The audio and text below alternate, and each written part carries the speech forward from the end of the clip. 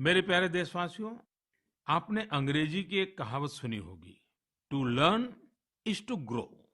यानी सीखना ही आगे बढ़ना है। जब हम कुछ नया सीखते हैं तो हमारे लिए प्रगति के नए नए रास्ते खुद ब खुद खुल जाते हैं। जब भी कहीं लीक से हटकर कुछ नया करने का प्रयास हुआ है, मानवता के लिए नए द्वार खुले हैं, एक नए युग का आरंभ हुआ है। और आपने देखा होगा, जब कहीं कुछ नया होता है तो उसका परिणाम हर किसी को आश्चर्यचकित कर देता है। अब जैसे कि अगर मैं आपसे पूछूं कि वो कौन से राज्य हैं जिन्हें आप सेब एप्पल के साथ जोड़ेंगे, तो जाहिर है कि आपके मन में सबसे पहले हिमाचल प्रदेश, जम्मू कश्मीर और उत्तराखंड का नाम आएगा। पर अगर मैं कहूं कि इस लिस्ट में आप मणिपुर को भी जोड़ दीजिए, तो शायद आप आश्चर्य से भर जाएंगे। कुछ नया करने के जज्बे से भरे युवाओं ने मणिपुर में ये कारनामा कर दिखाया है।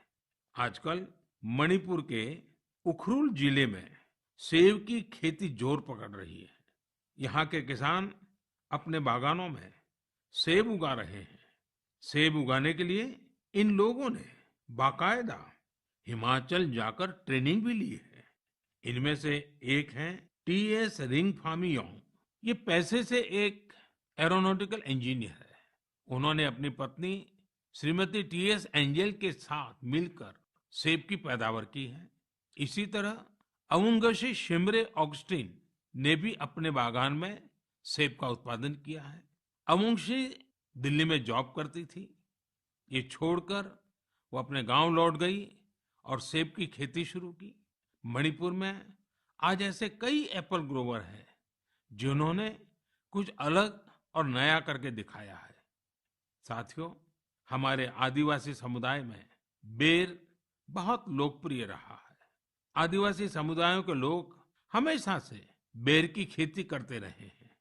लेकिन कोविड-19 महामारी के बाद इसकी खेती विशेष रूप से बढ़ती जा रही है।